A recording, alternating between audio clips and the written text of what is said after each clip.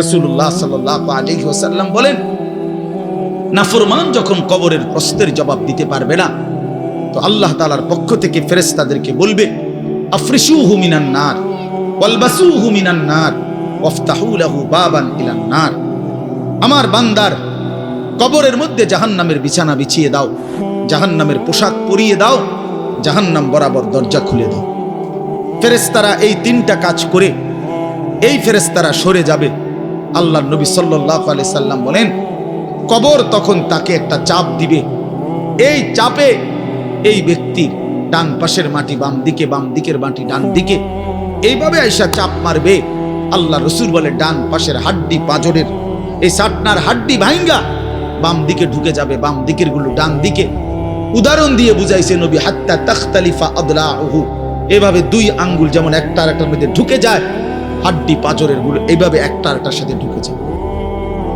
আল্লাহ নবী সাল্লাল্লাহু আলাইহি সাল্লাম বলেন, ওয়া ইউকাইয়াদু লাহু মালাকুন আবকামু ওয়া আসাম্মু ওয়া আ'মা।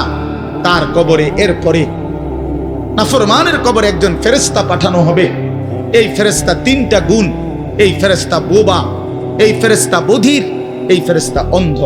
সে কথাও বলতে জানে না, কানেও শোনে না, চোখেও দেখে না।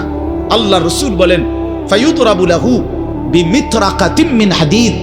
এই ফেরেশতা তখন তাকে লোহার গুর্জ, লোহার হাতুড়ি দিয়ে নাফরমানের বারবাতান বাইনা উযুনাইহি, দুই কান বরাবর মাঝখানে আঘাত করবে। এক একটা আঘাতে ফায়াসিহু সাইহাতান, নাফরমান এভাবে চিৎকার করবে, ইয়াসমাউহা মান ইয়ালিহি ইল্লা সাকালাইন, মানুষ এবং জিন ব্যতীত আল্লাহর কসম গোটা সৃষ্টি এই নাফরমানের আওয়াজ শুনতে পাবে, চিৎকার শুনতে। দোস্ত আমার, বন্ধু আমার, ছেলেরা আমার, জিন্দেগি বড় বেশি রঙিন মনে করছো তুমি। 18,000 টাকার একটা মোবাইলের কাছে হেরে গেলাম মুসলমানের ছেলে। মাত্র 20,000 টাকা দামের একটা মোবাইলের কাছে এত সুন্দর জীবন শেষ করে দিল। ভুল করে না, অল্প টাকায় বেচা গেল, অল্প কয়টা টাকায় হেরে গেল। বেঈমান তোমারে হারায় দিল। ইহুদি, খ্রিস্টান, নাস্তিক, মুরতাদ একটা নারীর উলঙ্গ ছবি অথবা অর্ধ উলঙ্গ ছবি দিয়া, যারে তুমি ধরতেও পারো না, ছুঁইতেও পারো না, শুধু ছবি দেখাইয়া তোমারে শেষ করে দিল।